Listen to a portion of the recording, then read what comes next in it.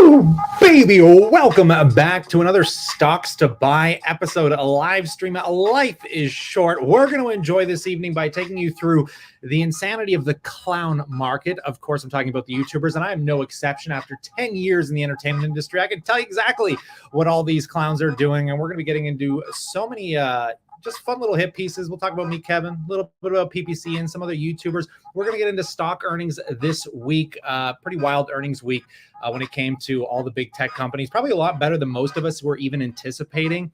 And then we're going to have a little bit of fun toward the end of the night. So that's something you'd appreciate. As always, hit that like button, folks. But let's get right into this by first and foremost asking the question, what makes a great investor? And a lot of people would obviously turn to the iconics, your Warren Buffett's, your Charlie Mungers of the world, but what makes them so pristine over all these influencers that we follow, say on YouTube, TikTok, the social media sphere? Well, first and foremost, a lot of this has to do with performance, showing you, putting it in your face and having nowhere to run and hide, especially when other people's money obviously lays on it. I mean, they can't really screw up, or I'm sure they'd have a lot of issues when the company's worth $766 billion. It's almost at all-time highs, pacing along with the S&P 500 here, which is pretty astounding to say the least. And not only that, how do they buy stocks? Well, Warren Buffett at the top of his tippity tier list of companies, we're talking about things like Apple, Bank of America, American Express, Coca-Cola, these kind of just profound companies that he consistently buys when they dip. He is a long-term buy and hold strategy.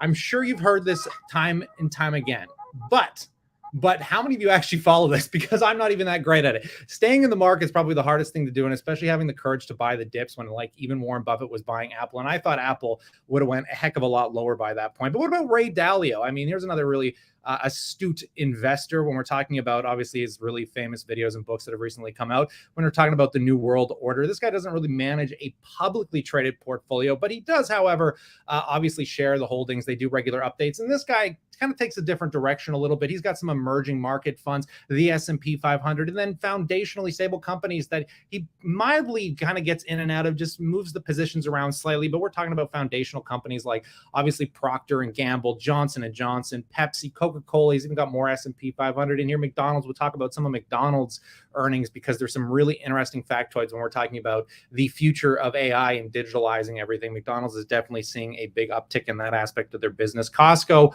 Walmart. I was just at Costco today. I could never get over how in the middle of an afternoon, when everyone is supposed to be at work, that Costco is still packed to the friggin' nines with people. I mean, that place never ceases, to sell stuff. We got Walmart. What else do you got? You got a lot of good companies in here, and these have been a really foundational part of his portfolio for a very, very, very long time. So I'm kind of just stating this to you as something that's like a broken record, something that we've all heard. Yeah, you got people like Peter Lynch in there. I could name more, obviously, like Bogle, the guy that created the ETF, basically, VOO, the thing that I buy. The dude, rest your peace and soul. That guy was a legend that passed away, I think, a couple years ago.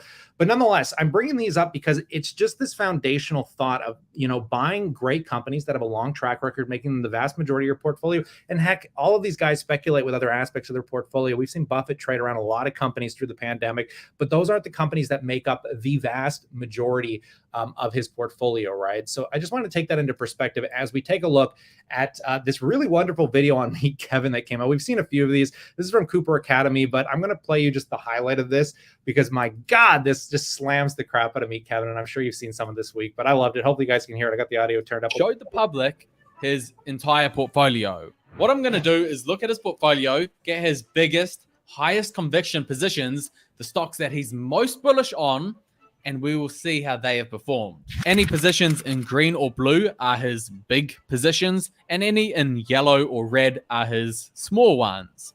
His first and only large stock that did well was Apple, which went up 20.6% since then. A firm worth 4.5% of the portfolio we know went down 86%. Amazon worth 2.4%, down 30%. Phase Energy worth 5.8%, down 26%. Etsy went down 66.5%. Alphabet went down 17%. Lemonade, which Kevin promoted heavily, interviewed, I believe, the founder, is down 69%. Matterport, worth 5% of the portfolio, down 87%. Neo, minus 81%. Redfin, minus 78%. Square, worth 1%, went down 71%. Tesla, worth 44% of the portfolio, down 29%. And lastly, Voyager, worth 1.7%, did the worst of them all, went down 99.9% and actually went bankrupt as per the introduction to this video. So if we compare that to the market index, which went down 8%, only one of his large positions beats the index. 4 of the 13 stocks went down more than 80%, 8 of the 13 stocks went down more than 60%, and all of them, apart from 2, went down more than 20%. I don't know why, but I'm beginning to think that he should have stuck to his initial advice when he first started YouTube. The point is, to me, real estate's freaking easy because I look at this stuff and I go, I know what to do. Stocks, I don't know. So I want to come back around to this when we're talking about some of his real estate dealings, but he doesn't hold any stocks anymore. Basically, I don't think he has personal funds. I mean, the guy liquidated his entire life because he's doing something that most people are unaware of in the clown market. Because in the clown market here, we're trying to make money. I'm trying to make money on YouTube. All these guys want to make money on YouTube. And Kevin, I think, had this real big epiphany that the vast majority of his wealth has never really been made buying stocks. He is not going to be one of those foundational Warren Buffetts. I just don't see it happening. Same with most YouTubers out there because they trade, they look for the hype that they want to play. And I don't think there's anything wrong with it to an extent with your portfolio, but most of these guys are just trying to funnel you in to basically spreading your entire portfolio across highly speculative assets. I mean, Kevin did that pretty resiliently and then pretty much bailed, obviously telling his course members before you because you probably weren't paying them. And if you bought long-term, I mean, you probably lost a substantial amount of money. But what I find most intriguing, because we all know what to do. We all know how to get rich. It's not rocket science. Save up some money, buy some rental real estate, build a nice long-term stock portfolio like that of Warren Buffett's or, Ray Dalio's, or pick your favorite OG investor that has more than 20 years of history in this market. Now, this is what I find awesome because he doesn't talk about it anymore, but it has to do with House Hack because this is where you get that tidbit of advice of that he isn't trying to really make money off real estate. He's not really trying to make money off the market. Even though he started an ETF, you will really start to see where he's trying to make money. I think this is fascinating. Some form of headwind beyond. This, by the way, is why he sold all his real estate. That absorption of that excess demand that we have because rates are going up, well, we might see some kind of headwind of maybe 5 to 15% in prices. But does that mean that'll definitely happen? No, of course not. I mean, prices could just keep going, right? We also know that at some point, certainly by 2024 and 2025, rates will come down again. So you could presumably refinance, and we might see that same sort of pressure for home prices to go up again, right? So really, does it make sense to try to time the market for 5 to 15% if you're going to be paying tax penalties and the selling cost fees? Probably not. It probably doesn't make sense for the vast majority of people. So when I say that, I'm probably talking to 95% of people who own homes or have rental properties. Those are very expensive things to do. Selling real estate, very, very expensive. Trying to time the market, very, very expensive, right? Now, am I trying to time the market? And why am I doing something different? What makes me part of that 5% of people that it might actually make sense to sell for? Well, I'm in a different boat because I have a really big opportunity that I myself am creating. Now, in my opinion, I'm going to be able to make more money in my new opportunity, which is kind of a like TBD, but and I can't go into too many details, but basically, if you want to learn more about it, course members are going to be first to hear about it and have the first opportunity to invest in it. And second, anybody who goes to metkevin.com/series A, they'll be sort of the second batch of people who hear about it. And then we'll probably talk about it publicly on YouTube down the road, but I don't know if there'll be any allocations left. If we have allocations, we'll see what happens for investing in it. But anyway, so a thought, and again, I can't give too many details here yet, but planning on creating some form of, to some degree, a real estate company that can invest in real estate throughout the country in a model that we haven't seen yet, because I really want to focus on just wedge deals, getting properties below market value. And so without talking about that sort of project more, I want to talk about what that means for my portfolio. So for my portfolio, this is kind of like a weird kind of coincidence of a time that I kind of believe we are going to see a little bit of a headwind to real estate prices, nothing like we saw in 2008. But it kind of makes sense for me to lock in some of the pricing that I can get now, because I personally, after even paying the taxes and selling costs, can take a good chunk of cash and move it into this opportunity and make way more money, in my opinion, with this opportunity than I could by worrying about, the taxes and the selling costs. Because even though I'm going to get that, say, 30% hit after taxes and selling costs and everything, I think the amount of leftover cash that I'm going to be able to allocate towards buying deals when maybe they've become slightly cheaper, even 10% cheaper, but beyond that, the way in which we're going to be able to buy these deals, I think is going to be a phenomenal opportunity. A phenomenal opportunity. I'm going to lose 30% on taxes, yet somehow I'm going to reinvest that in real estate, make even more. He's missing out not only on the fact, I don't know where he's owned real estate, but real estate in Toronto, if you kept your real estate, the rental market's exploding, you've been able to jack rent. He sold like 16 properties, lost 30% in transactional value. How is he going to make that return? How? Tell me, what is he going to do with his own money? Oh, right. He's starting a company to take your money, where not only does he think he's going to get a discount in the market, that discount's basically gone at this point, by the way. So unless he took your money and started loading all of it in real estate already, I mean, I could just pull it up. I mean, in the last 6 months, real estate has been going up by 0.5% or percent a month, pretty much across the US and here in Canada. I mean, the deal to buy real estate is pretty much come and gone unless some crazy crap happens. But clearly the market has absorbed the interest rates because of the lack of supply in the market. But he's making it off you. He knows he's going to make more money. He's learned from Grant Cardone. He's learned from his big hedgy buddies that starting big funds, forget everything to do with making money in stocks. Forget everything to do with making money and owning your own real estate. Forget all of that. The real money. You want to be a billionaire, you want to become rich, you start companies, hedge funds. That's where you get rich. That's where you build something that you can sell for billions of dollars. And he's got the people just flooding the money to him to do it. And that's what he's doing. It's so like freaking apparent when he's charging a 0.77% expense ratio that he claimed, there's not a lot of money in here, so we have to charge that much. He's managing $43 million of your money, and you idiots are paying a 0.77% fee on that to own basically 4 stocks. 50%, 45% of this fund is in Tesla, Enphase, and Apple. You really don't think you could replicate that yourself without having to give this guy almost like 0.75% in a fee? And again, this guy's proven that he can't trade in out of stocks. He's proven that he picks ridiculously horrible companies. I mean, why are people giving him his money?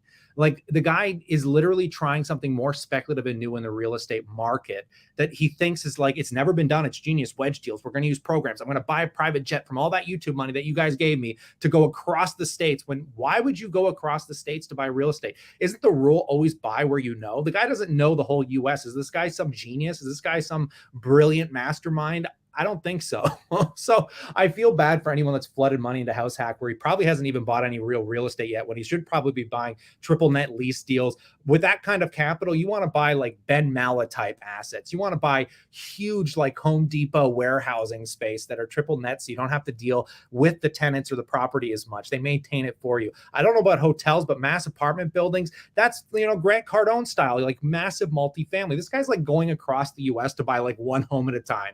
How do you make money doing that? Oh, that's right. He spends your money, collects a massive fee to do it. He's not stupid, guys. He's not like, he just doesn't have the intelligence to be, in my opinion, a Warren Buffett, but he does have the intelligence to be a billionaire, because he is just following billionaire advice by starting companies and businesses. And he realizes that's where he's going to go 100% with all of his money into, because that's what's giving him the return. How did he buy that real estate? How did he build that stock portfolio? If there's one thing I'm going to tell you that I'll show you that no YouTuber is going to show you, and again, I'm going to say this real clearly. If you are listening to people on YouTube, backtrack their YouTube channel and see if they will actually show you, like Buffett, like Ray Dalio, these people that actually show you the long-term performance of their mental fortitude throughout multiple recessionary markets in these, recessionary environments. Now, I am not saying I'm great at this by any metric. Like, I have made horrible decisions. I've missed crazy rallies. I've sold at bad times.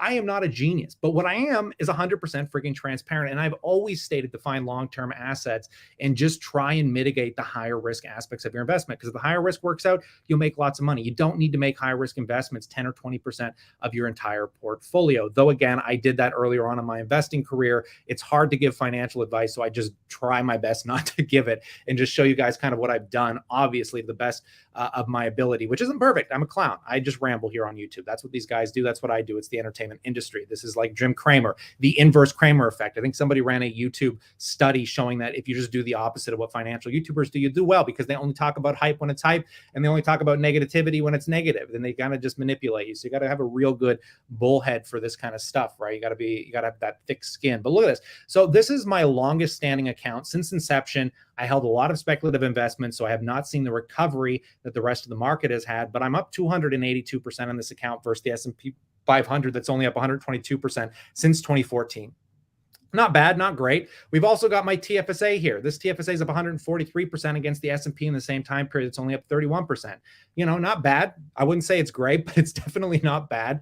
We've also got my other standing account that I only started back in 2019, which is my RRSP. This one, and again, keep in mind, these stats only come up till June. I think I've had better performance because I did liquidate a lot of my portfolio to buy real estate, and we did see a good recovery in this account, and some of these accounts since coming into mid-July, and when just before I liquidated. But the S&P 500 is up 49%. This account's up 221% in the same time period. I am not a genius. I'm not saying I can replicate this again and again and again. I've had an immense amount of luck.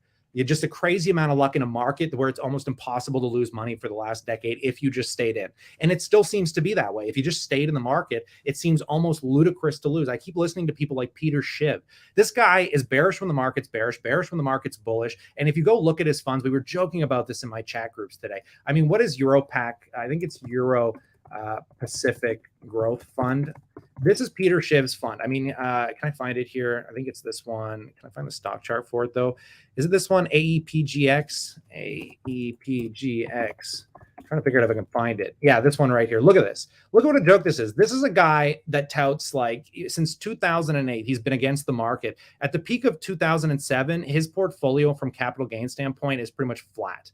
This dude hasn't made any real money for his shareholders outside of this 1.3% yield over the last 15 years.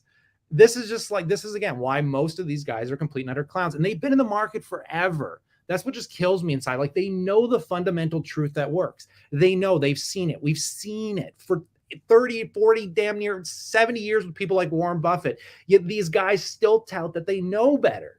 I just can't figure it out when they're always wrong, right? So if there's some people out there that I just got to appreciate their mental fortitude and their stability. And I got to shout out PPC in here. This guy doesn't show his portfolio's returns, but something tells me this guy has done exceptionally well. It's sticking to something very consistent over since I started watching him when he started posting YouTube channels or YouTube videos years ago. I mean, this guy's very dividend oriented, but even he is starting to take on some of SCHDs in a similar circumstance to me, which I found interesting, where he liquidated a good chunk of his portfolio to buy real estate. He's rebuilding back his emergency fund. But this guy has just always got that same mental fortitude of, hey, I'm going to hold my foundational companies like Warren Buffett, like Ray Dalio, and when they dip, I'm just going to buy them. I'm not even going to care anymore about why they're dipping. I'm just going to buy them and put most of my money into ETFs. That moving forward, that is his whole game plan. And I'm like, you know, this guy just seems to be highly consistent with his strategy. Another company or another YouTuber out there that's kind of similar, I think, to maybe Everything Money, but I think a little bit better. I like these old guys. These are older guys. These guys have been around, you know, they kind of know what's going on. That's got to be Fast Graphs. I've watched a lot of this guy's videos, and I do appreciate a lot of the insight he has on companies that just are largely not talked about in the YouTube space. And I think a lot of them will probably end up doing pretty exceptionally well because he follows companies like MPW. I like, he's been following things like Verizon. He obviously covers like a lot of good companies on here. And I think, you know, I'm not advertising his product by any metric. You can just watch his videos to see how his product works for free on companies you like. But this guy's tools, I think, you know, they're very resilient in the way it just shows you, you know, the EPS, you know, versus the stock. And he just gets into a lot of the fundamentals in a much more clear manner than most YouTubers do, even the likes of me. I think his tools are very foundationally good if you're looking to try and buy value plays and make it a percentage of your portfolio. But putting that aside, folks, let's do a quick, let's do a quick Q&A session here. And then I want to get into some of the earnings that have been going on because my God, this has been the week of like, it's a soft landing, if anything. I mean, if we ride through the next year and the entire market of real estate does not just collapse like everyone was anticipating and banks don't like fully degrade, I think we can fully, for the first time pretty much in the last 30 years, say, hey, it really wasn't that bad, was it? I mean, I don't even think it's that worse than the pandemic. The pandemic felt bad. The pandemic, like, I don't know what it was. It was a good buying opportunity, but felt way worse. I love the Friday night streams. Yes, we are back, baby. Jim Cramer gives a good advice as long as you do the opposite. Yeah, Jim Cramer. But again, this comes back to the point of talking about hype. Like everybody wants to make money. They want to make clicks. You look at companies like I can name so many like tech companies, Tesla, Palantir. There's companies where if you just make videos about them, you get a crap ton of views. And people are going to lean into that, which again, just spews that conversation, which leads to overinvestment in those stocks, leads to overvaluations, and usually people getting hurt. It's hard finding things before they blow up. It's really challenging. But again, in the last market, how many of you bought the dip? I mean, you go back to my October videos, and I was glad that, I wish I bought some of those individual stocks back, like those tech companies, but I was glad I stayed in the market, and I was definitely glad I loaded up, especially toward those October lows. I like your move with buying the Canadian banks, even if it doesn't work out as a swing trade. You can just sit on these suckers until the end of time and collect those. Yeah, that is what I'm trying to do. I got to give my fiance like more credit than I have. There's just something about women and investing. I remember Kevin O'Leary saying this, is just it's weird how they have the mental fortitude. Like she holds these like she wants to give them away generationally. And I have a hard time doing that because I watch this crap every day. So I decided to take most of my tech funds and put it in the S&P. She held tried and true, and her portfolio continues to crush. So I'm going to try and do this with the banks. It's why when I had liquidated to buy real estate, I just didn't want that money in VDY because the spread was there. It was a little position. I was like, I want a little more concentration in the Canadian markets, and the Canadian banks give you exposure to everything. Everybody has debt, all the REITs, you get pretty much entire exposure to the Canadian market. So the Canadian market goes down, the banks are definitely going to drop with it, but they're like Pokemon cards. You collect them all. If they all go under, guess what? You're not going to care about your stocks if you can even liquidate them at that point. Jim Cramer wins no matter what advice he gives, good or bad. Exactly. Entertainment. Same with me, Kevin, man. They win no matter what. You get all these YouTubers that come up and they just batter them, but I don't understand. Like you can get views battering Meet Kevin, but you're better off just trying to do something on your own and build it as a business and focus on the business and just doing what kind of gets some views. Because I think these YouTubers that make fun of these influencers like Jeremy, I think they're just going to burn out. That can only be sustainable for so long because Meet Kevin's going to have a win. His pricing power ETF is up. People are going to forget it. We have TikTok brains today. We have 5-minute amnesia, and then you're just on to the next thing. Nobody remembers this crap except for the people that lost everything that you can't sue because entertainment, it's not financial advice.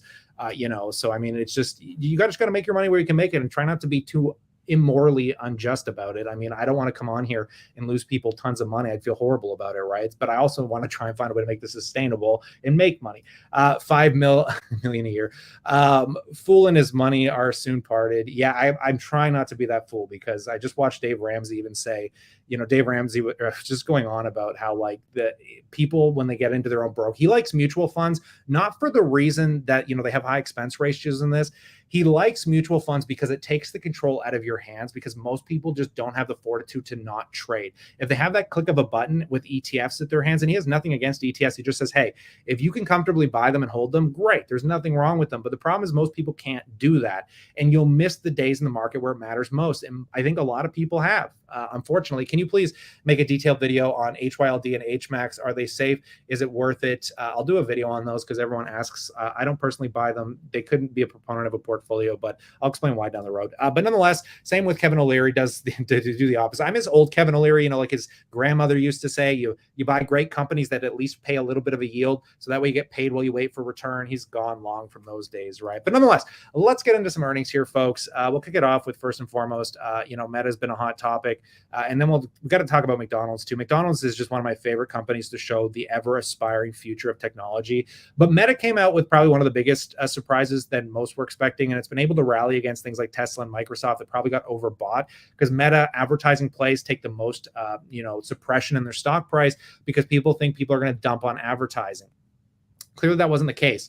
You take a look at this. We're not talking about like all-time high crazy revenues here, but we are talking about a double-digit growth again. We didn't expect double-digit growth. We're all thinking single-digit growth, but here you go. Meta's sitting at 31 billion, 32 billion over last year, right? Pretty astounding stuff. And they have a lot of catalysts coming into play. They're going to be getting my money, obviously, as I've been stating on things like, the Quest 3 and getting into the VR. So I'm very excited to see how that performs through the holiday season. It's probably the next big catalyst that could propel some extra growth, but who knows? Their operating margins remain the same. Surprisingly, I really thought we would have seen an operating margin expansion like we did with Google. Taking a look at Google, I still think actually Google, Facebook, probably not the worst buying opportunities here, but it'd be nice to see a healthy pullback. But I don't know if that's going to happen because so many people are chasing these, and I wouldn't be surprised if they run into all-time highs unless some wicked bad news comes chasing around the corner. That's what we're waiting on. The news has been actually pretty sustainable moving forward, unless we see like an Oppenheimer thing where Russia finally just decides to drop some tactical nuke in Ukraine, or God knows, North Korea, whatever, does something crazy. I mean, this is probably going to keep trucking along. There's just no bearishness in the market, even with higher interest rates, right? And just take a look at these earnings, because again, we're not seeing the same double-digit growth with Google here, but what's really incredible is their operating margins did go up by a percentage point. These companies are making such fat stacks. They have so much money to invest. Google is, I think, the only company right now that actually has full self-driving vehicles that are operating. Like Tesla's trying, but Google's actually doing it. If you haven't driven in one, I was in San Francisco. Really, really cool stuff. Obviously, we're nowhere near to scale, but at least, there are, these things are in the reality of a near-term future of give it 5-10 years maybe. But nonetheless, you take a look at the segments, cloud just crushing it here. I mean, cloud, I don't know how cloud is still growing so much. Can somebody explain to me, is it just the fact that they've lowered the amount of like stuff you can send through like your Gmail and they make you buy extra storage? Same with Apple, they when you delete stuff, it doesn't really get deleted. It goes into a deleted file for like 30 days or months. And then your storage is full. You got to buy some cloud services. Like, where is this revenue coming from? They jumped $2 billion. That's like what, a 30% increase almost. That is just nuts, considering like none of their other growth segments are really seeing that. I mean, even their Google network dropped off a little bit.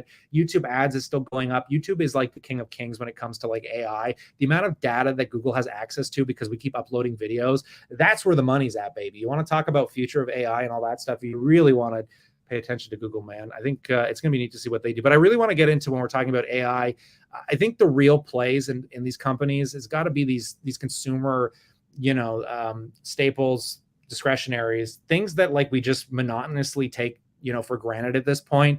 But these are the companies that have margin expansion that are going to continue to just gobble that into the next decade.